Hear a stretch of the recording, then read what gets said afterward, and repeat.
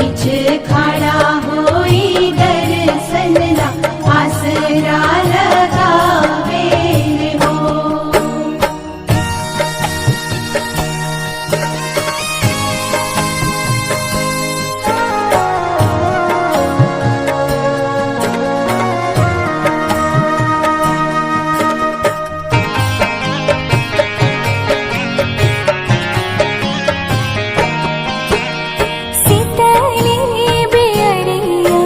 शीतल तुझे पनिया कब देव देवता तू आके दर्शनिया।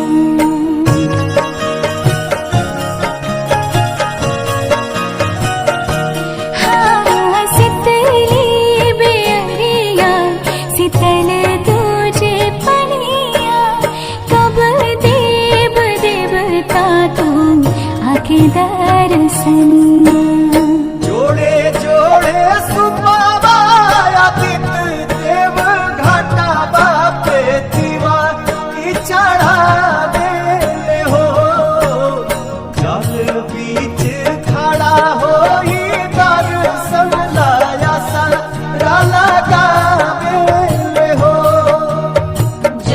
बीच खड़ा होई दर्शन ला आसरा लगावे हो।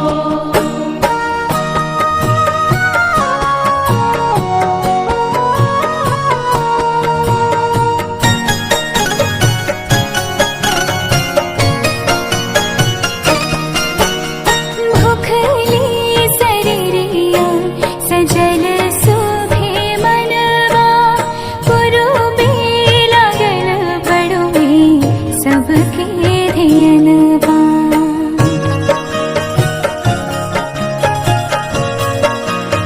हाँ भूखली शरीरिया सजल सुभे मनवा पुरुबे लागल बड़ुए सबके ध्यानवा। जोड़े जोड़े दौड़ाय दीनानाथ घाटा बापे दीवा की चढ़ावे हो। जल बीच खड़ा होई दर्शन ला आसरा लगावे हो। जल बीच खड़ा होई दर्शन ला आसरा लगावे हो।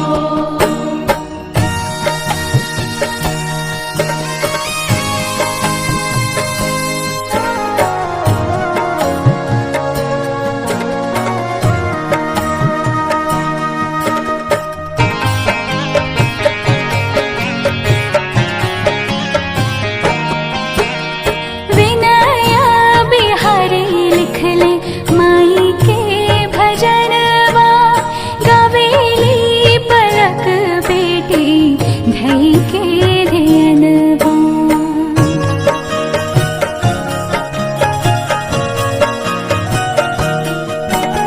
विनया बिहारी लिखले माई के भजनवा गवेली पलक बेटी धई के ध्यानवा। जोड़े जोड़े प्यारी गंगा मैया घाटा बापे दीवा की चढ़ावे हो।